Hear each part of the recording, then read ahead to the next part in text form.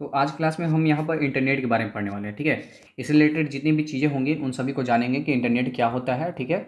और इस क्लास में हम क्या क्या पढ़ने वाले हैं, सबसे पहले मैं ब्रीफ इंट्रोडक्शन दे देता हूँ कि इस क्लास में मैं बताऊँगा इंटरनेट क्या होता है और इंटरनेट इंडिया में कब स्टार्ट हुआ, उसके साथ इक्विपमेंट ऑफ इंटरनेट, उसमें क्या क्या चीज़ें यूज होती हैं वो चीज़ें हम जानेंगे, ठीक है। और साथ ही साथ ई कॉमर्स वगैरह के बारे में जानेंगे। ईमेल क्या होता है, इसमें थोड़ा सा हम इसे ब्रीफ यहाँ पर जान लेंगे, बाकी ईमेल का हम अलग से पढ़ लेंगे, ठीक है। और उसमें डोमेन नेम्स वगैरह भी लगभग लगभग चीज़ें जान ही लेंगे, ठीक है। स्पैम जानेंगे और वर्ल्ड वाइड वेब जान लेंगे, वेब सर्वर क्या होता है। फिर इंटरनेट रिलेटेड टर्म्स जान लेंगे, टीसीपी, आईपी, एचटीएमएल, एचटीटीपी और एफटीपी, आईपी एड्रेस, यूआरएल, ये जो इंपॉर्टेंट बहुत ही ज़्यादा है उनको जान लेंगे। और गेटवे, फ्लैश वगैरह ये सब जान लेंगे। और फिर समथिंग कन्फ्यूजन टर्म जान लेंगे जो कि हैकर, क्रैकर और फिशिंग में जो होता है वो चीज़ें हम जान लेंगे। फिर साथ ही साथ यहाँ पे स्पाइडर क्या होता है, वायरस क्या होता है, वायरस के क्या फॉर्म्स हैं और पहला वायरस कौन कौन सा है वो सभी जान लेंगे, क्रीपर के बारे में। और ये चीज़ें सभी चीज़ जानने के बाद ये हमारा क्लास ख़त्म हो जाएगा, ठीक है। और लास्ट में हम यहाँ पर कुछ एमसीक्यूज़ कर लेंगे, ठीक है। तो ये हमारा आज का क्लास रहने वाला है।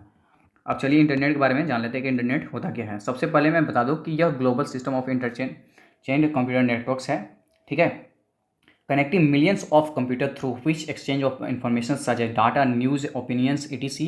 मतलब एक जाल बोल सकते हैं, ठीक है। इंटरनेट में बहुत सारी चीज़ें यहाँ पर पड़ी हुई हैं, जैसे कि आप बोल सकते हैं डाटा है, न्यूज़ है, ओपिनियन है, वीडियोज़ है, आर्टिकल्स हैं, तो सभी चीज़ें आपको इंटरनेट पे मिल जाएंगी, ठीक है। और यह global system of interchange computer networks है। मैंने हिंदी में लिख रखा है कि यह इंटरचेंज कंप्यूटर नेटवर्क्स की एक वैश्विक प्रणाली है जो लाखों कंप्यूटर्स को जोड़ती है, जिसके माध्यम से डेटा, समाचार और राय जैसी सूचनाएं आदान प्रदान होती हैं, ठीक है।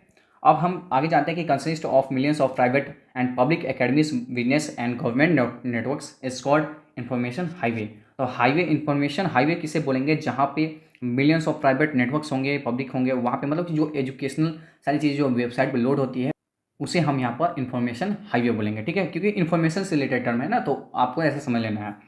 अब हमें ये जानना है कि इंटरनेट जो ये सारी चीज़ें करती है वो किसके माध्यम से करती है, कि सारी चीज़ें हमें जो प्रोवाइड होती है वो किसके माध्यम से होती है। तो टीसीपी और आईपी, जिसका फुल फॉर्म होता है ट्रांसमिशन कंट्रोल प्रोटोकॉल, टीसीपी का, और आईपी का इंटरनेट प्रोटोकॉल, ठीक है। ये दोनों प्रोटोकॉल फॉलो करते हैं कि हमें किस चीज़ों को फॉलो करना है, ठीक है। आप यहाँ से समझ सकते हो। और उसके साथ मैंने बताया कि टीसीपी और आईपी जो है इसे बोला जाता है बैकबोन ऑफ इंटरनेट। इसे क्या बोला जाता है, बैकबोन ऑफ इंटरनेट। आप मुझे बता दो कि कंप्यूटर का ब्रेन किसे कहा जाता है, ठीक है।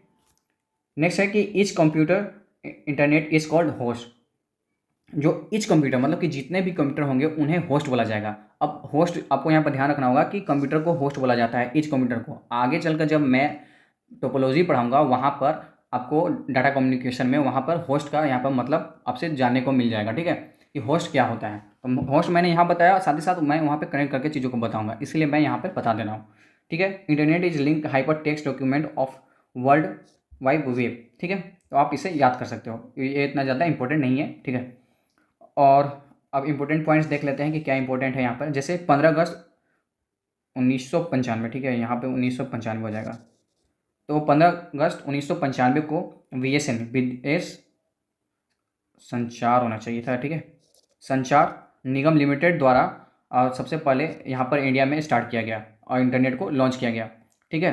एंड आईएसपी के द्वारा, इंटरनेट सर्विस प्रोवाइडर के द्वारा। तो आपसे अगर पूछेगा कि इंडिया में सबसे पहले इंटरनेट किसके द्वारा लाया गया, तो आप बोलोगे कि बीएसएनएल 1995 में, और आईसीपी के द्वारा इंडिया में सबसे पहले इंटरनेट को लाया गया, ठीक है। और India's first high speed rural broadband networks has been commission in district of लुका, केरला। केरला में सबसे पहला हाई स्पीड यहाँ पर ब्रॉडबैंड आपको देखने को मिलेगा। ब्रॉडबैंड क्या होता है वो भी हम आगे चलकर पढ़ेंगे, आपको अभी सिर्फ चीज़ जान लें। जैसे मैंने कंप्यूटर में बताया था कि सीपीयू क्या होता है उसके बारे में मैं बताया था, और उसमें मदरबोर्ड के बारे में हम आगे चलकर जैसे कि आज क्लास में पढ़ेंगे। तो इस तरह से मैं सारी चीज़ों को बताते चल रहा हूँ, ठीक है। सॉरी, आज क्लास में नहीं, मदरबोर्ड के बारे में हम लोग कल की क्लास में पढ़ेंगे, पर्सनल कंप्यूटर की जब क्लास होगी उसमें हम पढ़ लेंगे, ठीक है। तो इस तरह से यहाँ पर आपको चीज़ों को समझनी होगी। तो यहाँ पे हिंदी में भी देख सकते हैं कि 15 अगस्त 1995 को विदेश संचार निगम लिमिटेड के द्वारा भारत में पहली बार इंटरनेट सेवा शुरुआत की गई, ठीक है। तो यहाँ पर हिंदी में लिखी गई है, उसे आप रीड कर सकते हैं। बाकी सारी चीज़ें मैं हिंदी में बोल ही रहा हूँ। नेक्स्ट हम आते हैं कि equipment required for using internet. तो इसमें क्या क्या चीज़ें यहाँ पर रिक्वायर्ड होती है। सबसे पहले कंप्यूटर। कंप्यूटर क्या होता है वो मैंने फर्स्ट क्लास में बता दी है, वो आप समझ सकते हो, ठीक है। कंप्यूटर क्या है, इलेक्ट्रॉनिक डिवाइस है, वो सारी चीज़ें मैंने वहाँ पर आपको रिकॉल करा दी है। अब हम बात करते हैं दूसरा मॉडेम के बारे में। तो मॉडेम क्या होता है, यह इसका फुल फॉर्म सबसे पहले जान लेते हैं। इसका फुल फॉर्म होता है मॉड्यूलेटर एंड डीमॉड्यूलेटर। यहाँ पर लिखा हुआ है इसका फुल फॉर्म क्या होता है, मॉड्यूलेटर और डीमॉड्यूलेटर। यह इंटरनेट सेवा प्रदान करता है और ब्राउज़र के बीच एक कड़ी है। तो it is link between internet service provider and browser. ये दोनों के बीच की एक लिंक की कड़ी है जो दोनों के बीच में काम करती है। अगर मॉडेम, हालांकि अभी मॉडेम उतना ज़्यादा यूज़ नहीं किया जाता, जब वाईफाई सिस्टम लैपटॉप में नहीं आया था उससे पहले यूज किया जा रहा था, जब मॉडेम लगाकर उसमें सिम लगाकर उसे यूज करते थे हम इंटरनेट के लिए। तो वो क्या कर रहा था कि जो हमारा बाइनरी कोड नंबर में जो हम चीज़ें भेजते थे किसी दूसरे नेटवर्क में, उसे एनालॉग सिग्नल में बदल देता था, और फिर जब वह दूसरे कंप्यूटर में ट्रांसफर होने लगता था तब उसे फिर से वह बाइनरी कोड डिजिट में वह बदल देता था। मतलब आप इस तरह समझ सकते हो कि यह एक कंप्यूटर है और यहाँ से मैंने कोई सिग्नल भेजा तो यहाँ से मैंने बाइनरी कोड नंबर्स में भेजा और इसे यह एनालॉग में बदल देगा, और यह जितना दूर में ट्रेवल करेगा इस बीच में यह एनालॉग में ट्रेवल करेगा। जब यहाँ पर पहुँचेगा दूसरे कंप्यूटर में तो फिर से यह बाइनरी कोड में बदल जाता है। तो यह मॉडेम का काम होता था, ठीक है, क्योंकि कंप्यूटर जो है सो बाइनरी कोड डिजिट को ही समझता है, ठीक है। Speed of modem measure in BPS. सबसे इंपॉर्टेंट चीज़ है कि इंटरनेट जो मॉडेम का स्पीड जो होता है उसे बीपीएस में काउंट किया जाता है, बीट्स पर सेकेंड में, कि इसमें बीट्स पर सेकेंड में, ठीक है, आप याद कर सकते हो। और इसके दो फॉर्म्स होंगे, एक तो एक्सटर्नल मॉडेम और एक इंटरनल मॉडेम, ठीक है। एक्सटर्नल मॉडेम जो कि हम लगाते हैं, जो कि पहले आता था, अभी भी आता है लेकिन अभी उतना ज़्यादा यूज नहीं होता है, ठीक है, रिसेंट टाइम में। लेकिन रिसेंट टाइम में एक और चीज़ यूज होता है इंटरनल मॉडेम, ठीक है, जो कि वाईफाई से कनेक्ट हो जाता है, तो उसे हम इंटरनल मॉडेम कहेंगे, ठीक है। अब हम जान लेते हैं तीसरा इक्विपमेंट हो जाएगा वेब ब्राउज़र। अब वेब ब्राउज़र क्या हो जाता है, तो it connects computer to internet, मतलब कि यह कंप्यूटर को इंटरनेट से जोड़ता है। It is a software that is use to navigate the world wide web. Web browser वे होते हैं जिसके थ्रू हम वर्ल्ड वाइड वेब पर जितनी भी सारी चीज़ें जानकारी हैं उनको हम वहाँ पर सर्व कर सकते हैं। जैसे कि यहाँ पे एग्जांपल सबसे पहले आपको याद रखना होगा, आप समझ जाओगे। MS explorer, Mozilla Firefox, safari, opera और क्रोम, आप समझ चुके होंगे। जो दो चीज़ें डिफरेंस होगी, एक सर्च इंजन होगा, एक वेब ब्राउज़र होगा। वेब ब्राउज़र उसे बोलेंगे, जैसे कि हम जब क्रोम खोलते हैं तो उसमें पेज खुलता है तो उसे हम वेब ब्राउज़र बोल देंगे। जब भी हम कोई ऐसी चीज़ खोलेंगे जिसमें अंदर एक पेज होगा जहाँ पे हम सारी चीज़ों को एक एक करके सर्च कर सकते हैं। जैसे कि हम यहाँ पे मैं एग्जांपल दूँ क्रोम का। क्रोम पे जब हम सबसे पहले, क्योंकि मोबाइल ऐप सभी के पास होगा तो आप वहाँ पर देख सकते हो, जब भी हम क्रोम का यूज़ करते हैं तो वहाँ पर हम एक स्लाइड ले लेते हैं, उसमें हम कुछ और सर्च करते हैं। मान लीजिए आपने स्टडी फॉर गोल सर्च किया, फिर दूसरे में आपने यूट्यूब सर्च कर दिया, तो वह अलग अलग स्लाइड में आ जाता है, ठीक है। तो ये हमारा वेब ब्राउज़र हो जाएगा। First web browser in the world wide web, ठीक है। सबसे पहला जो वेब ब्राउज़र हो जाएगा वो कौन सा हो जाएगा, वर्ल्ड वाइड वेब, ठीक है। नेक्स्ट हमारा हो जाएगा आईएसपी हो जाएगा, तो इंटरनेट सर्विस प्रोवाइडर। अब इंटरनेट सर्विस प्रोवाइडर नाम से ही पता चल रहा है कि कोई हमें कुछ चीज़ प्रोवाइड कर रहा है। अब प्रोवाइड कौन करेगा, तो जैसे बीएसएनएल, रिलायंस और एयरटेल, टेलीकॉम कंपनियां जितने भी हैं वो हमें सब ये चीज़ें प्रोवाइड करती है। ये किस सेक्टर में आती है, इकोनॉमिक्स के अगर टर्म में पूछे तो ये किस सेक्टर में आती है, आप मुझे जवाब दोगे कि यह मोनोपोली में आती है या किसी और टर्म में आती है, ठीक है। तो आप मुझे इसका जवाब दे दोगे, तो ठीक है। तो मैंने क्या बताया कि आईएसपी क्या होता है, इंटरनेट सर्विस प्रोवाइडर होता है, जो कि हमें इंटरनेट प्रोवाइड करता है, जिसके माध्यम से हम वेब ब्राउज़र पर जाते हैं और वेब ब्राउज़र पे जो चीज़ें हमें सर्च करनी रहती है वो चीज़ें हम वहाँ पर सर्च करते हैं और आगे हम उन फर्दर चीज़ों को देख पाते हैं, ठीक है। फिर हो जाएगा टेलीफोन लाइन्स, ठीक है। अभी जो टेलीफोन लाइन होती है वो चीज़ें हम यहाँ पर जान सकते हैं। नेक्स्ट हम देखते हैं broadband transmission. This provide high speed net connectivity with range of 256 kbps to 8 mbps। आपको ये याद रखना होगा, ठीक है। यह भी एक तरह का इंटरनेट सर्विस प्रोवाइडर हो जाएगा, लेकिन यहाँ पे कुछ और चीज़ें लिंक हो जाएगी। जैसे कि ब्रॉडबैंड में क्या होता है कि एक तार आती है जो हमारे घर के जो एक राउटर होता है उससे कनेक्ट होती है, तो यह एक ब्रॉडबैंड के तौर पे काम करता है। और इसका स्पीड जो होता है बहुत ही हाई होता है, मतलब कि एक मिनिमम रेंज में आप मान लो कि यहाँ जैसे कि हमें कोई वीडियो अपलोड करना है तो ये हमारे इंटरनेट के थ्रू नहीं हो सकता, इसके लिए थोड़ी हाई स्पीड चाहिए। जैसे कि ये, इससे हमारा बहुत जल्दी काम हो जाता है। तो ये हमारा कितना से कितना स्पीड देता है, 256 kbps, मतलब कि किलोबाइट पर सेकेंड से लेकर 8 mbps तक देता है, अप टू 8 mbps तक यह स्पीड देता है। इसका रेंज इतना होता है, ठीक है। यह 5 प्रकार के होते हैं, सिर्फ आपको ये जानना है। जैसे कि DSL, digital subscriber line, cable broadband, fibre broadband, wireless broadband और सैटेलाइट ब्रॉडबैंड। अब आप बोलो कि सर आपने ये क्यों नहीं पढ़ा है? ये मैं बता दूंगा जब मैं डाटा कम्युनिकेशन पढ़ाऊंगा, क्योंकि डाटा कम्युनिकेशन का पार्ट है, वहाँ पे बहुत अच्छे से इस चीज़ों को मैं सारी चीज़ों को बताऊंगा कि कैसे सैटेलाइट से हम कनेक्ट करते हैं और कैसे हमारी चीज़ें जैसे कि टीवी काम करता है, ठीक है, तो ये सैटेलाइट के थ्रू काम करता है। वायरलेस ब्रॉडबैंड क्या होता है, तो जो इसका 10 मीटर का रेंज हो जाता है, तो ये सारी चीज़ें मैं आगे चल के बता दूंगा। एक तरह से वायरलेस में एक और चीज़ आएगा, वाईफाई। वाईफाई बहुत आप यूज करते होंगे, आप किसी से जाते होंगे कि मुझे हॉटस्पॉट दे दो, मुझे वाईफाई कनेक्ट करनी है। आप क्या मांगते हो कि मुझे आप हॉटस्पॉट दे दो, मुझे वाईफाई कनेक्ट करनी है। तो इसका वाईफाई का फुल फॉर्म हो जाएगा वायरलेस फिडेलिटी, ठीक है। तो आपको यह भी याद रखना होगा कि इसका फुल फॉर्म क्या हो जाएगा, वायरलेस फिडेलिटी। नेक्स्ट हम करते हैं यूज ऑफ इंटरनेट। अब यूज ऑफ इंटरनेट क्या कर सकते हो?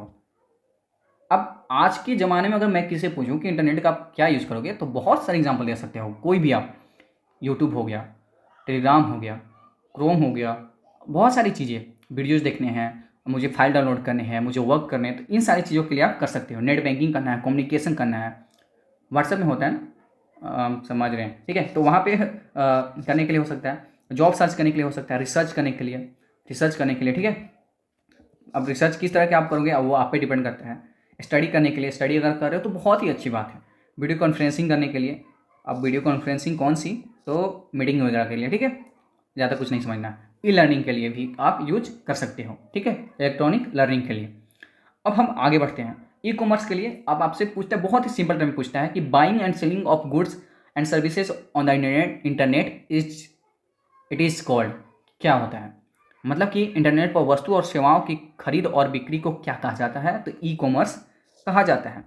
अब बहुत शॉपिंग करते होंगे फ्लिपकार्ट से, ठीक है, अमेजॉन से, मिंत्रा से, माई जियो से, ठीक है। तो इन सभी से आप बहुत ज़्यादा, सॉरी माई जियो ही बोलते हैं या कुछ कुछ और ही बोलते हैं, मतलब जो भी टर्म होगा, जो शॉपिंग ऐप है, तो इस सभी चीज़ों पे आप ई कॉमर्स करते होंगे, तो यह चीज़ें ई कॉमर्स के रूप में जाना जाता है, खरीद और बिक्री के लिए, मतलब कि ऑनलाइन चीज़ें के लिए।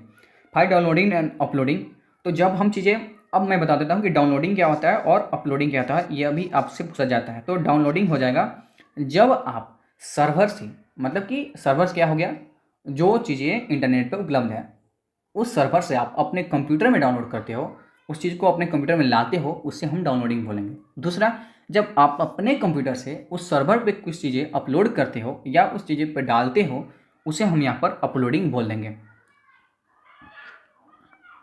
और इसके लिए हम क्या यूज करते हैं, तो FTP यूज करते हैं, फाइल ट्रांसफ़र प्रोटोकॉल।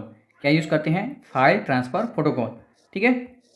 तो ये चीज़ें आपको याद रखनी है कि हम या डाउनलोड करना हो या अपलोड करना हो, उसके लिए हम क्या यूज करेंगे, फाइल ट्रांसफ़र प्रोटोकॉल। बहुत ही आसानी से समझ लिंक कर लोगे। क्या चीज़ अपलोड करोगे, फाइल अपलोड करोगे तो फाइल से ए फाइल गया, और ट्रांसफ़र करोगे एक दूसरे के ऊपर नीचे, ठीक है, तो ये हो जाएगा। और प्रोटोकॉल, प्रोटोकॉल का मतलब होता है कि एक सिस्टम फॉलो करना, ठीक है, कुछ और सिस्टम नहीं, सिस्टम मतलब कि यहाँ पर इसके प्रोटोकॉल होते हैं, वो चीज़ें हमें फॉलो करनी होती है कि ये चीज़ें हमें एक एक करके करनी है। जैसे कि मैं प्रधानमंत्री का एग्जाम्पल देता हूँ, प्रधानमंत्री को कहीं भी जाना होता है तो वो एक प्रोटोकॉल फॉलो करते हैं, और प्रधानमंत्री का कभी भी ये प्रोटोकॉल नहीं है कि वो किसी कोई बाहर से कोई प्रधानमंत्री आ रहा किसी और देश का, ठीक है, तो उसे वह खुद जाके पिकअप करने जाए, ऐसा कभी नहीं होता है। लेकिन इंडिया में कभी कभी ये प्रोटोकॉल तोड़ा जाता है, तो आपको न्यूज़ में बहुत देखने को मिलेगा कि प्रधानमंत्री ने प्रोटोकॉल तोड़कर इस प्रेसिडेंट को या इस प्राइम मिनिस्टर को पिकअप करने गए एयरपोर्ट पे, तो ये प्रोटोकॉल होता है, ठीक है। नेक्स्ट हम बात करते हैं सर्च इंजन क्या होता है। अगला हमारा टर्म है सर्च इंजन।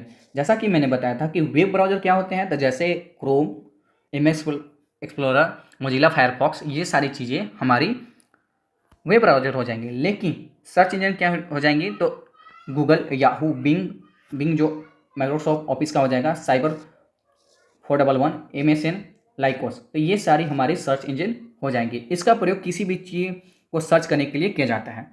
हालांकि सर्च तो आप वेब ब्राउज़र से भी कर लोगे, लेकिन डायरेक्टली जो हम सर्च करते हैं विदाउट एनी पेज, हम सर्च किए, उस पर चीज़ें आई, तो उसके थ्रू हम उसके अंदर जाते हैं, मतलब कि लिंक पर क्लिक करके फिर आगे हम फर्दर चीज़ों को सर्च करते हैं, ठीक है। तो ये हमारा सर्च इंजन हो जाता है। इसमें कोई पेज वगैरह नहीं ओपन होता है, ये डायरेक्टली एक दूसरे से लिंक होते हैं, बैक करोगे बैक चलते जाओगे। लेकिन क्रोम में क्या होता है कि एक पेज में आप बहुत ही आसानी समझ चुके होंगे कि क्रोम में क्या होगा कि जैसे जैसे आप सर्च करोगे अलग अलग पेज के लिए अलग, मतलब अलग अलग चीज़ों को सर्च करने के लिए अलग अलग पेज आप खोलोगे। लेकिन यहाँ पे सर्च इंजन में क्या होता है कि आप एक बार सर्च करोगे, फिर आके फर्दर पेज में गए, फिर फर्दर पेज में गए, बैक करोगे तो ये पेज गायब हो जाएगा, फिर ये पेज गायब हो जाएगा, और लास्ट में अगर आपने बैक किया तो वो भी पेज वहाँ से गायब हो जाएगा, फिर से आपका सर्च इंजन दिखने लगेगा। तो ये हमारा सर्च इंजन हो जाता है। अब हम आते हैं ईमेल, ठीक है। तो यह हो जाएगा, it is similar to writing a letter. बहुत ही यही सटीक क्वेश्चन पूछता है। बहुत सारे ऐसे मतलब एग्जाम हैं जिनमें पूछता है कि writing a letter to similar, writing a letter it is similar to, इस तरह से पूछते हैं। तो यह क्या हो जाएगा, ईमेल, ठीक है। आपको वहाँ पे जवाब देना है email. It is simple, very fast and reliable tool for sending end receiving message, ठीक है। तो यह एक पत्र लिखने के समान है और यह संदेश भेजने तथा प्राप्त करने के लिए सरल, बहुत तेज और एक विश्वसनीय उपकरण है, ठीक है।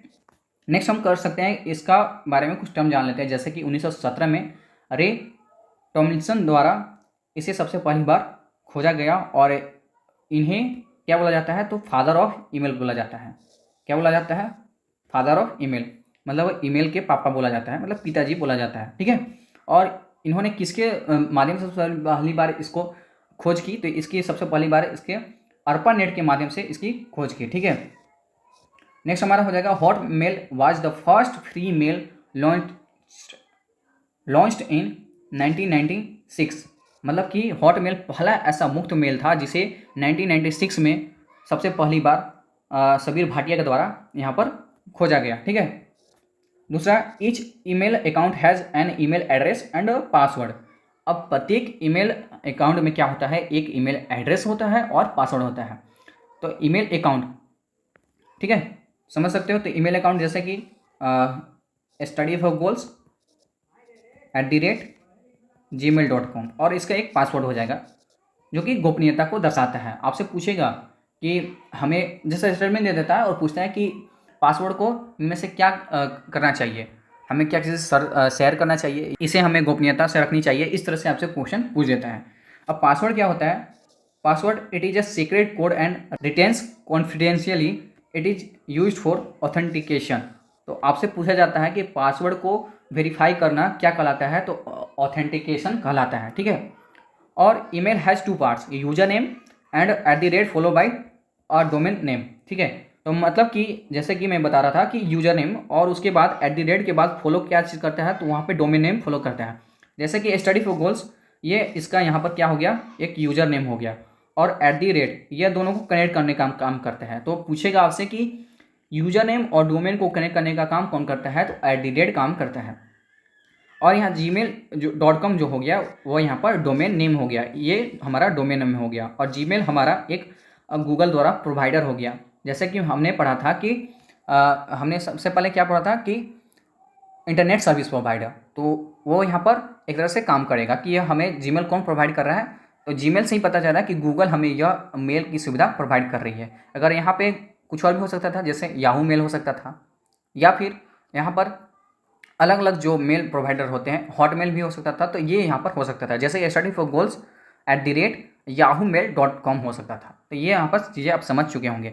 डोमेन नेम क्या होता है, these are specific name used in URLs to identify particular web pages, इनके लिए यह यूज किया जाता है। नेक्स्ट हम आते हैं, नेक्स्ट हमारा क्या है, तो नेक्स्ट हमारा हो जाएगा,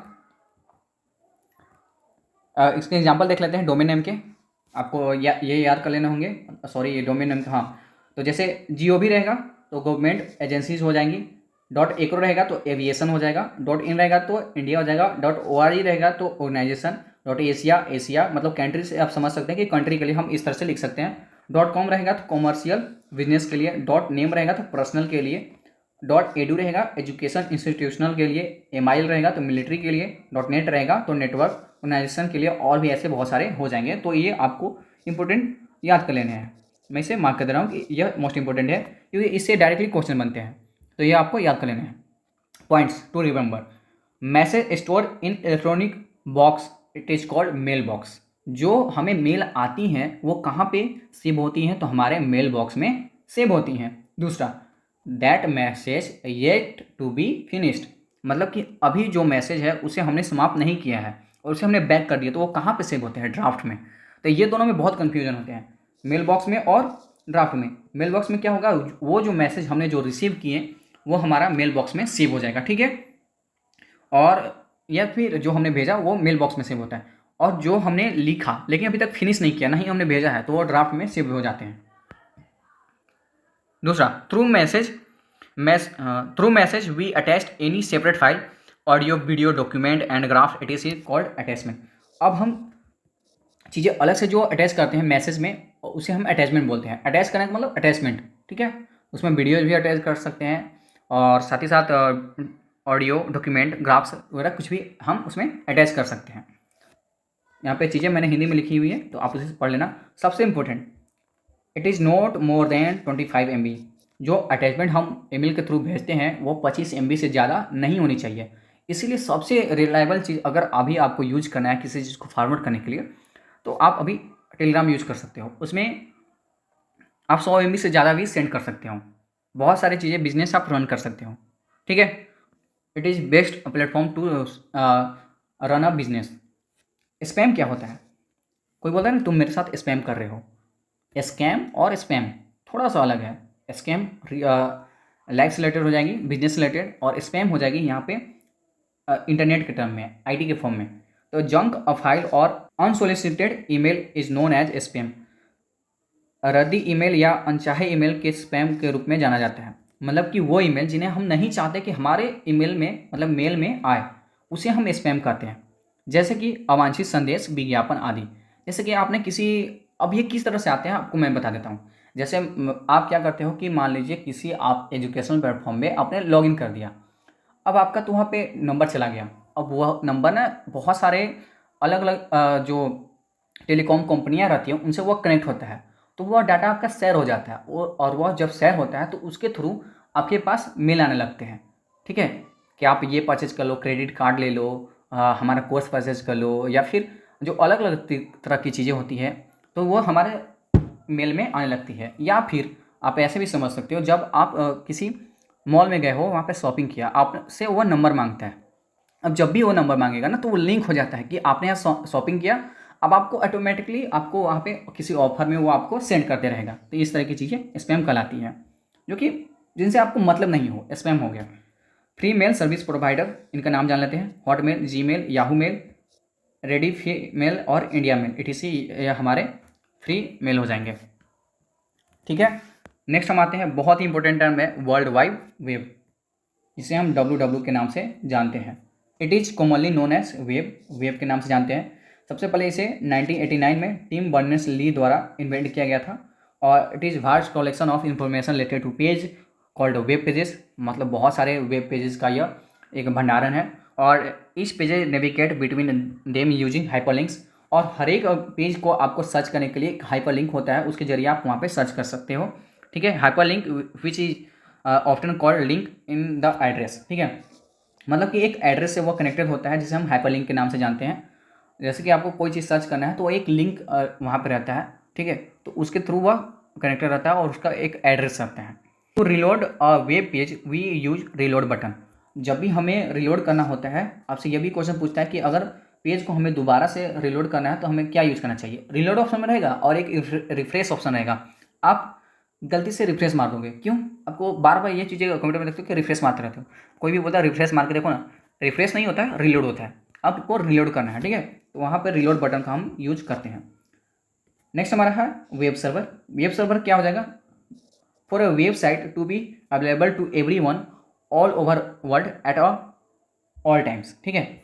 मतलब कि हमेशा, मतलब कि प्रत्येक समय एक वेबसाइट को हर समय दुनिया भर में हर किसी के लिए लाभ उठाने के लिए इस कंप्यूटर पर संग्रहित या होस्ट करने की आवश्यकता होती है। इस तरह के कंप्यूटर को वेब सर्वर के रूप में जाना जाता है। ये पे हिंदी में है, ठीक है।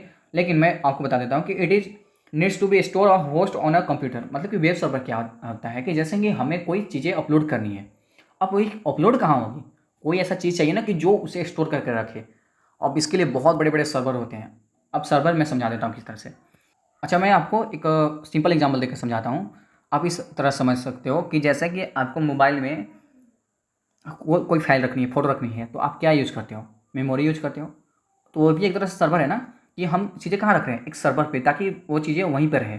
ताकि कोई भी आकर, अगर मैं बाद में आकर ढूंढूँ तो वो मुझे मिल जाए। तो इसी तरह से एक वेब सर्वर होता है जहाँ पे बिजनेस से रिलेटेड, एजुकेशन से रिलेटेड, या फिर बड़े से बड़े वेदर फोरकास्टिंग से लेके साइंटिफिक रिसर्च से लेके सभी चीज़ों का वहाँ पे स्टोर करने के लिए एक वेब सर्वर दिया जाता है।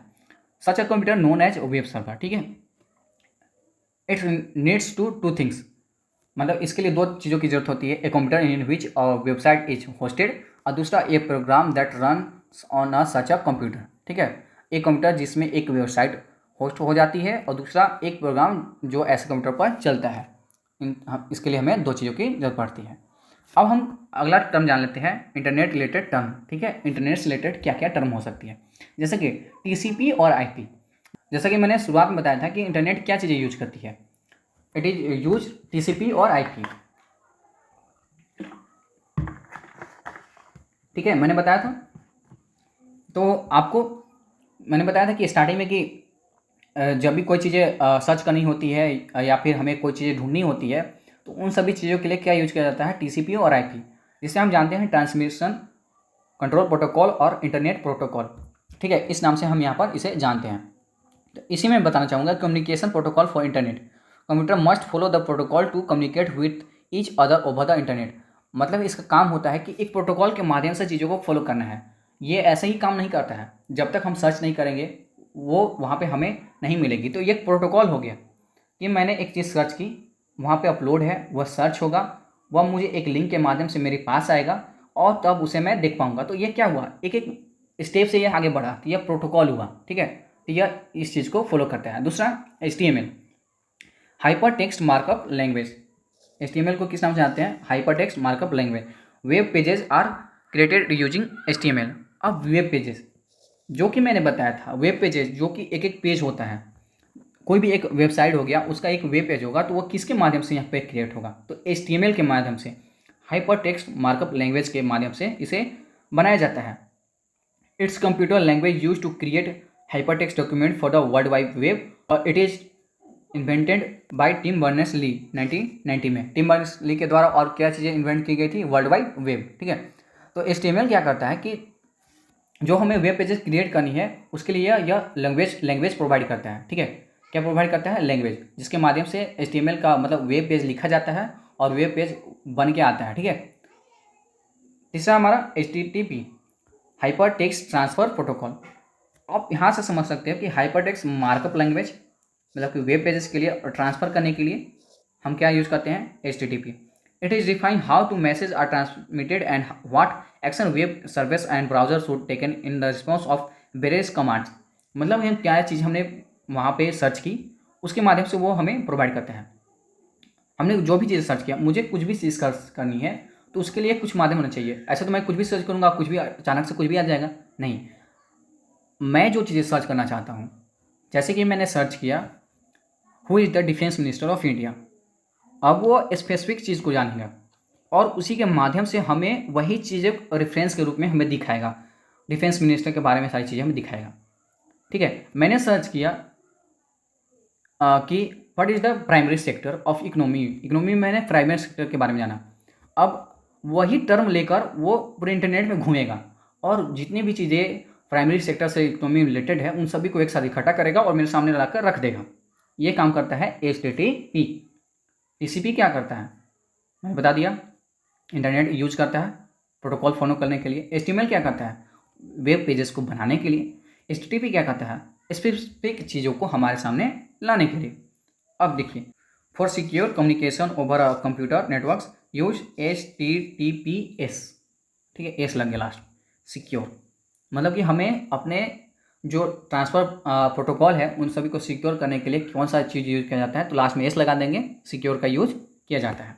नेक्स्ट पे आते हैं, FTP क्या होता है, ठीक है। अब थोड़ा सा और बचा हुआ है, थोड़ी लंबी क्लास जा रही है ना, कोई बात नहीं। नेक्स्ट हमारा है file transfer protocol, the protocol use to exchange the manipulate files over the internet, ठीक है।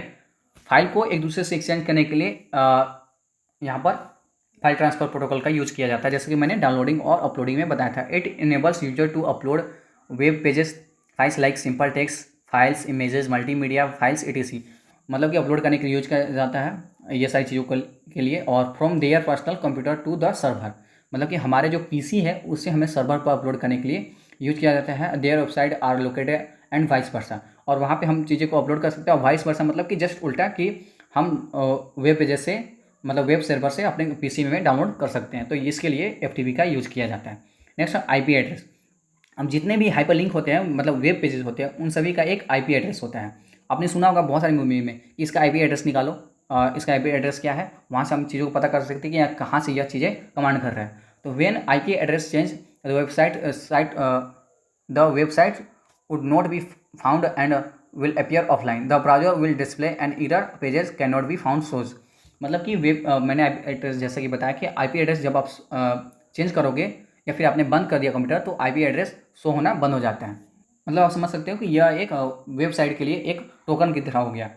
अब सबसे इंपॉर्टेंट इसमें क्या होता है आईपी एड्रेस में कि 32 बाइट्स नंबर का यह जो आईपी एड्रेस होता है यह 4 नंबर्स का होता है, सेपरेट बाई पीडीएस 2⁸ 0 से लेकर 55 के बीच में होगा। जैसे कि 1 नंबर, 2 नंबर, 3 नंबर और 4 नंबर, इस तरह से हम इसे पढ़ेंगे। ठीक है, इस तरह से यह आईपी एड्रेस होता है। तो 3 चीज़ें यहाँ से पूछेगी आपसे आईपी एड्रेस में, कितने बिट्स का होता है 32 बिट्स, कितने नंबर्स होते हैं 4 नंबर्स होते हैं, और इसके कितने से कितने के बीच में रेंज होता है तो 0 से लेकर 255 के बीच में। 2 का पावर 8 कितना होता है 256, तो 0 से लेकर 255 के बीच में इसका यहाँ पे रेंज हो जाएगा। ठीक है, नेक्स्ट हम इसमें बात करें यूआरएल। ठीक है, uniform resource locator. The URL specify the address of a file and every file on the internet has a unique address. हर एक जितने भी वेबसाइट होते हैं उनका एक यूनिक एड्रेस होता है। जैसे कि कोई भी, जैसे मैंने सर्च किया स्टडी गूगल्स, तो यहाँ पे जैसे ये जो दिख रहा है आपको यह एक यूआरएल है। जब मैं इसे सर्च इंजन या फिर क्रोम के जो सर्च इंजन होते हैं उस पर मैं यहाँ पे डालूंगा तो डायरेक्ट यह फाइल खुलकर वहाँ पे आ जाएगा। तो यह उसका ये यूआरएल होता है। ठीक है, तो इट इज़ कंसिस्ट 3 पार्ट्स। पहला हो जाएगा HTTP इज प्रोटोकॉल, HTTP को हम यहाँ पे प्रोटोकॉल कहेंगे, और www हॉटमेल हो जाएगा वह आईपी एड्रेस हो जाएगा, और डोमेन नेम यहाँ पर वेयर रिसोर्स लोकेटेड। तो यहाँ पर 3 चीज़ें यूज होती हैं यूआरएल में। पहला HTTP को हम बोलेंगे protocol, hyper text transfer protocol, जैसा कि मैंने बताया था, आपको याद करना है, रिकॉल करो कि मैंने क्या बताया था। ट्रांसफ़र प्रोटोकॉल जैसा फॉलो करेगा एक एक चीज़ करने के लिए कि जो स्पेसिफाई चीज़ है वो हमें दिखाएगा।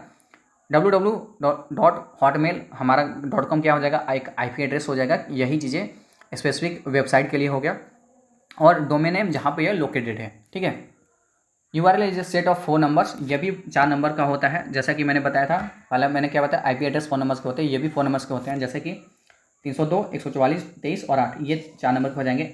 Address are represented in the alphanumeric form. अब अल्फा न्यूमरिक फॉर्म क्या होता है मैंने पिछली क्लास में बता रखी है, आप पिछली क्लास देख लेना। ठीक है, अब नेक्स्ट हमारा टेलनेट क्या होगा। टेलनेट क्या होता है कि यह दूसरे कंप्यूटर को मतलब कि रिमोटली एक्सेस करने के लिए होता है। ठीक है, मतलब कि आप अपने कंप्यूटर से दूसरे कंप्यूटर को यहाँ पर कंट्रोल कर सकते हो। ठीक है, गेटवे क्या हो जाएगा, is a network point that acts as an entrance to other computer. मतलब कि एक दरवाजा, गेटवे का मतलब क्या हो जाएगा, दरवाज़ा, मतलब यह बताएगा कि क्या चीज़ें अंदर आनी है और क्या चीज़ें नहीं आनी है। ठीक है, यह गेटवे की तरह काम करता है। फ्लैश क्या हो जाएगा, it is a vector animation software originally design to create animation for the display on the web pages. मतलब कि इसका उपयोग एनिमेटेड चीज़ों के बनाने के लिए इसका यूज किया जाता है। अब सबसे पहले हम वेब पेज के बारे में जान लेते हैं, मतलब कि क्या क्या चीज़ें हम इससे कर सकते हैं। वेब सर्फिंग करते हैं, अपलोड करते हैं, डाउनलोड करते हैं। बुकमार्क्स क्या होता है मैं बता देता हूँ। बुकमार्क्स वो होता है जिसके माध्यम से, जैसे कि मैं यहाँ पे पढ़ रहा था वेब मतलब कि इंटरनेट में कोई चीज़ें मैं देख रहा हूँ, तो उसे मुझे अच्छा लगा, मैंने इसे बुकमार्क कर दिया। बुकमार्क का एक ऑप्शन रहता है। अब बाद में जब भी मैं बुकमार्क के ऑप्शन में जाऊँगा, वहाँ पर क्लिक करूँगा तो मुझे यह पेज मिल जाएगी, दोबारा से मुझे वहाँ पर ढूंढनी नहीं पड़ेगी। बहुत ही ज़्यादा यूज़फुल चीज़ है। IDNS हो जाएगा इंटरनेशनलाइज डोमेन नेम, मतलब कि यह विदेश मतलब कि इंटरनेशनली डोमेन नेम के लिए यूज़ किया जाता है। DHCP हो जाएगा, DHCP हो जाएगा dynamic host configuration protocol. ICMP internet control message protocol. ठीक है, ये चीज़ें आपको सिर्फ फुल फॉर्म में याद रखनी है।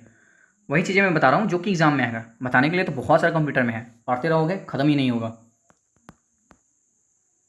सम कन्फ्यूजिंग टर्म जान लेते हैं। हैकर क्या होता है, a person who uses her or expertise to get access to other computer to get information illegally or do damage for personal gain. मतलब कि अपनी अपने फ़ायदा के लिए दूसरे के कंप्यूटर में वह इलीगली इंटर करता है। ठीक है, तो उसे हम हैकर कहते हैं। यह 3 टाइप के होते हैं, white hacker, black hat hacker और ग्रे हैट हैकर। तो वाइट हैट हैकर क्या हो जाएगा, जो कि अच्छे कामों के लिए यूज किया जाएगा। सफ़ेद कपड़ा कौन पहनता है, अच्छे लोग पहनते हैं। नेक्स्ट हमारा है ब्लैक हैट हैकर। अब काले कपड़े कौन पहनते हैं, चोर लोग पहनते हैं रात में किसी और घर में चोरी करने के लिए, तो यहाँ पे यह भी काम करेगा इलीगली घुसने के लिए। ग्रे हैट हैकर वो होते हैं जो कि एक्सेस लेते हैं, मतलब कि जैसे इनका काम होता है दोनों तरह के ये काम कर सकते हैं। जब भी हम ब्लैक और वाइट को एक साथ मिक्स करते हैं थोड़ा ग्रे बन जाता है ना, तो ये दोनों तरह के काम करते हैं, इलीगली भी करते हैं और लीगली भी काम करते हैं। अब क्रैकर क्या होता है, यह भी एक ब्लैक हैट हैकर होता है। Person who gains unauthorized access destroy vital data, they are not as skillful as hacker. Hacker क्या होता है, प्रोफेशनल होता है। क्रैकर क्या होता है, यह एक नौसिखिया होता है, नोविस होता है, बिगिनर होता है, ठीक है। यह ग्रीन हॉर्न बोल सकते हैं, ठीक है। तो यह एक क्रैकर हो जाएगा। तो समझ में आ गया ना, हैकर और क्रैकर। क्रैकर अमेच्योर मतलब नौसिखिया है, मज़े मज़े के लिए कर रहा है। हैकर, अब क्रैकर बहुत सारे लोग होते हैं, जैसे कि पहले क्या करते थे कि व्हाट्सएप में स्कैन करके, अभी तो वो सब चीज़ें कर लेते हैं, मतलब अभी तो सभी लोग जानते हैं ये चीज़ें, लेकिन पहले क्या किसी और के मोबाइल में ये मतलब दिखाता था यूट्यूब पर कि आप कैसे किसी और के मोबाइल का व्हाट्सएप हैक करें। दूसरे मोबाइल में गए, उसका स्कैनर को ऑन किए और अपने मोबाइल में ओपन कर लिए। तो ये हैकर है, ये क्रैकर बताता था। हैकर ऐसा नहीं करता है, हैकर प्रोफेशनली कोई चीज़ करता है। फिशिंग क्या हो जाएगा, it is a way to scam attempts to trick people into the provide sensitive personal information such as user name, password and credit card details. Phishing क्या होता है, जमतारा आप याद कर सकते हो। जमतारा में क्या होता है, फिशिंग होता है। आपसे पूछेगा, हेलो सर आपकी लॉटरी लगी है और आपको एक 4 डिजिट का नंबर गया है, आप मुझे वो बता दें, आपको मैं पैसे ट्रांसफ़र करने वाला हूँ। इस तरह से फिशिंग किया जाता है, मतलब कि आपसे अनचाहे तरीके से या आपको किसी झांसे में डालकर आपके जो सेंसिटिव इन्फॉर्मेशन है या पैसे हैं, जो भी चीज़ें हैं, उसको इलीगली गेन कर लेना, ठीक है। साइबर स्टॉकिंग क्या होता है, स्टॉकिंग मतलब पीछा करना होता है, साइबर मतलब कि online. It is refer to use of internet of other online platform to stalk or harass and individual group of organisation, ठीक है। मतलब कि वही है, किसी व्यक्ति समूह या संगठन का पीछा करने या परेशान करने के लिए इंटरनेट या अन्य ऑनलाइन प्लेटफॉर्म का उपयोग करके संदर्भित करता है, ठीक है। नेक्स्ट हमारा है वेब क्रॉलर या स्पाइडर और स्पाइडर बॉट। मतलब कि यह एक बोट होता है जो कि इंटरनेट पे घूमते रहता है। यह मोस्टली बनाया जाता है किसी कंपनी के द्वारा, जैसे गूगल के द्वारा ही, ताकि वह चीज़ों को इकट्ठा कर सके अपने पास। It is a internet bot that download and index content from all over the internet. It is almost operated by search engines, ठीक है। सर्च इंजन के द्वारा इसे अपलोड किया जाता है, मतलब कि ये डाटा कलेक्ट करता है, इसलिए इसका यह अपने आप काम करते रहता है। बोट वैसे भी जानते होंगे, व्हाट्सएप तो बहुत लोग यहाँ पे इंट्रोड्यूस होंगे पबजी खेलकर कि मैंने बोट मार दी। नेक्स्ट हमारा है virus, vital information resource under seize, ठीक है, इसका यह नाम हो जाएगा। It is a computer program that can load and replicate itself without even the user known about the damage being done. मतलब कि क्या बता रहा है कि यह एक कंप्यूटर प्रोग्राम है, ठीक है, जो उपयोगकर्ता को किए जा रहे नुकसान के बारे में जाने बिना खुद को लोड और दोहरा सकता है। रेप्लिकेट मतलब कि अपने आप को बांटते जाता है, 2 से 4, 4 से 6, इस तरह से बढ़ते जाता है। और यह सबसे इसका आसान माध्यम है किसी कंप्यूटर में घुसना वायरस का, एक ईमेल के जरिए। It can be transmitted as attachment to an email or in a download file and it is most common way to get virus in a computer. मतलब ईमेल के जरिए या फिर किसी और के जरिए या फाइल अटैचमेंट के जरिए यह बहुत तेज़ी से किसी और के कंप्यूटर में चला जाता है और बहुत तेज़ी से अपने आप को रेप्लिकेट करने लगता है, फैलने लगता है, और आपको बिना जाने यह कंप्यूटर को धीरे धीरे आपको डैमेज करते जाएगा, कंप्यूटर का सॉफ्टवेयर को। बता रहा हूँ किस तरह से यह आप जान सकते हो कि मेरा कंप्यूटर है सो वायरस से इफेक्टेड है।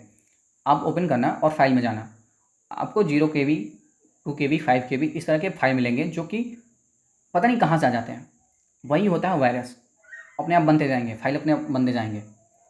और एक और चीज़ होता है, वायरस एक और तरह से फैलता है, जो पेन ड्राइव यूज करते हैं ना, उसके जरिए भी, ठीक है, क्योंकि वो बार बार किसी और कंप्यूटर से, कभी इस कंप्यूटर में, कभी उस कंप्यूटर में, कभी इस कंप्यूटर में लगा रहे हैं, कभी डेल के, कभी HP के, कभी किसी और कंप्यूटर में लगा कर उसे हमने सभी चीज़ों से कनेक्ट कर दिया है, तो वह वायरस एक दूसरे से फैलते जाते हैं, ठीक है। तो मैंने बता दिया 3 चीज़ों से, ईमेल से, अटैचमेंट से और पेन ड्राइव से, और भी चीज़ों से यह फैल सकता है, इंटरनेट के जरिए भी यह फैल सकता है।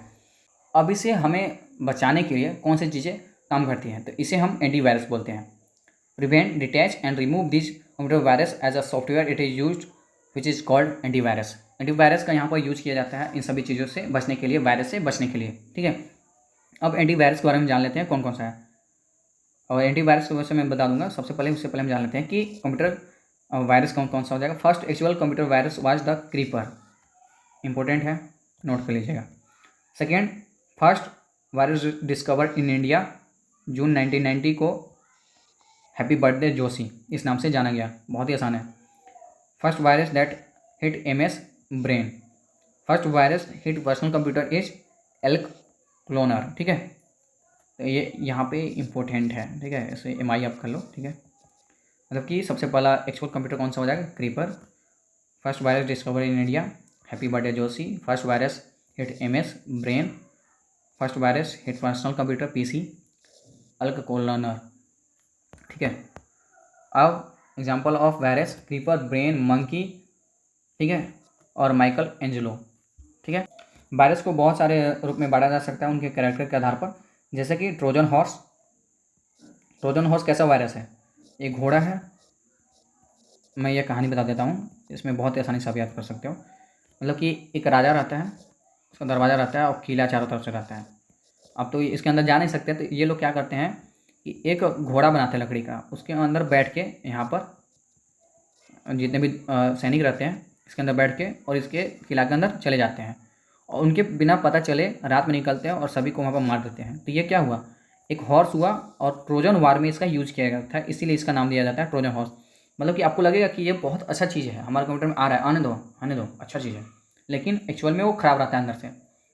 बहुत सारे ऐसे लोग होते हैं आपके आसपास में जो दिखाते कुछ और है, रहते कुछ और है, मतलब ऐसा प्रिटेंड करते हैं। तो ट्रोजन हॉर्स हो जाएंगे, बूट सेक्टर वायरस हो जाएगा, माइक्रो वायरस हो जाएगा, link virus, worm parasitic virus हो जाएगा और मल्टी पैराटाइट वायरस हो जाएगा। तो ये सारे आपके वायरस के फॉर्म्स हो जाएंगे। और आपकी यहाँ पर इंटरनेट से रिलेटेड जो चीज़ें थी वो ख़त्म हुई। अब हम इस पर बनने वाले MCQs को देखेंगे। सबसे पहला हमारा क्वेश्चन है, a word on web pages which opens other document when clicks on it is known as, क्या जानते हैं इसे हम, एंकर। नहीं, हमने एंकर पढ़ा ही नहीं है। हाइपरलिंक, रेंज पढ़ा ही नहीं है। URL पढ़ा है, लेकिन URL क्या करता है, एक स्पेसिफिक एड्रेस होता है। और हाइपरलिंक क्या होता है, तो यहाँ पर हमारा हाइपरलिंक हो जाएगा, जब हम हाइपरलिंक पर क्लिक करते हैं तो डायरेक्ट वहाँ से हम उस पेज पर चले जाते हैं। नेक्स्ट हमारा है, internet banking means meeting on banks on internet, गलत। Net practice banking for internet और ऑल ऑफ द एबव, नहीं, सी हमारा हो जाएगा। यहाँ पर हम इसके जरिए इंटरनेट बैंकिंग ऑनलाइन करते हैं, ठीक है हमारा। Which of the following is an example of continuity, internet, floppy disk, power card और डाटा। तो यहाँ पे कौन सा हो जाएगा, तो हमारा ए हो जाएगा, कंटिन्यूटी का यह फॉर्म है, ठीक है। इसके जरिए हम लगातार चीज़ों को सर्च कर सकते हैं।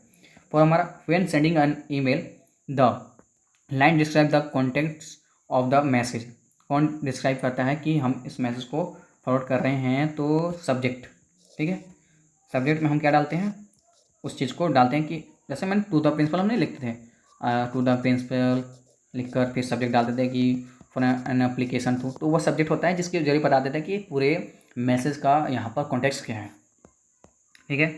अब हमारा है 153 नंबर, मतलब ये लूसेंट का क्वेश्चन है कि इन HTTP P स्टैंड फॉर, तो हाइपर टेक्स्ट ट्रांसफ़र प्रोटोकॉल, तो ये ऑप्शन हमारा सही हो जाएगा। What is the full form of DHCP in networking system, तो मैंने बताया था कि DHCP का फुल फॉर्म हमारा हो जाएगा यहाँ पर डायनेमिक होस्ट कॉन्फ़िगरेशन प्रोटोकॉल, ठीक है, मैंने बताया था। और नेक्स्ट हमारा है, अब ये देख लेना आप, 156 नंबर बताओ, which one of the following determines how different programs exchange data over the internet, इसके जरिए यहाँ पर डाटा का आदान प्रदान होता है। तो मैंने बताया था कि यहाँ पर डी ऑप्शन हो जाएगा, हाइपर टेक्स्ट ट्रांसफर प्रोटोकॉल के जरिए हम डाटा को आदान प्रदान कर सकते हैं। नेक्स्ट हमारा है, आप इसमें कर लो 160, हु इन्वेंटेड HTML इन 1990, किसने HTML का यहाँ पर इन्वेंट किया था, हाइपर टेक्स्ट मार्कअप लैंग्वेज। तो टिम बर्नर्स-ली हो जाएंगे, जिन्होंने वर्ल्ड वाइड वेब की भी यहाँ पर खोज की थी। 162 बता दो, one who gains unauthorized access, destroy vital data, denies legitimated users service और causes problems for the their target is called, क्या बोला जाता है, तो वाइट हैट हैकर या फिर डेटाबेस एडमिनिस्ट्रेटर, नहीं, गलत हो जाएगा, प्रोग्रामर, नहीं, और क्रैकर। तो मैंने क्या बताया था कि जो इलीगली काम करेगा उसे हम क्रैकर कहेंगे। इसे हम या ब्लैक हैट हैकर भी बोल सकते हैं। और वाइट हैकर क्या करता है अच्छी चीज़ों के लिए, तो यहाँ पे इलीगली बोल रहा है, ठीक है। वाइटल डाटा डिनाइज, ठीक है। और लिगिमेट मतलब होता है लॉ के against. 163 number, which of the following is not a cyber crime? Fishing, cyber stalking, identify theft, online chatting. Fishing भी है, साइबर स्टॉकिंग भी है, किसी को हरास करना। फिशिंग मतलब किसी को जालसाज में फंसाना, और थेफ्ट चोरी करना, और मतलब कि किसी की जानकारी चोरी करना। और हमारा है ऑनलाइन चैटिंग, तो ये हमारा डी ऑप्शन सही हो जाएगा। हाँ, कभी कभी हो सकता है किसी और टर्न में, बाकी छोड़िए आप। नेक्स्ट बताइए आप यहाँ पे कौन सा बताओगे? हाँ, बता दो कि N IP address is bit number कितने नंबर का होता है? 32 बिट का। और मैंने क्या बताया था कि 4 नंबर्स के होते हैं, और साथ ही साथ मैंने बताया था कि यह 0 से लेकर 255 के बीच में होते हैं। आप बता दो। हाँ, ईमेल स्टैंड्स फॉर, इसके लिए या ईमेल का फुल फॉर्म हो जाएगा यहाँ पे इलेक्ट्रॉनिक मेल, सॉरी यहाँ पे लिखा हुआ है इलेक्ट्रिक मेल, और यहाँ पे लिखा हुआ है इलेक्ट्रॉनिक मेल, और यहाँ पे लिखा हुआ है इलास्टिक मेल, और यहाँ पे नन ऑफ दीज। तो यहाँ पे कौन सा हो जाएगा आपका 143 का बी, ठीक है। इलेक्ट्रॉनिक मेल, इलेक्ट्रिकल मेल नहीं होता है, ठीक है। बी ऑप्शन सही हो जाएगा। बताओ आप।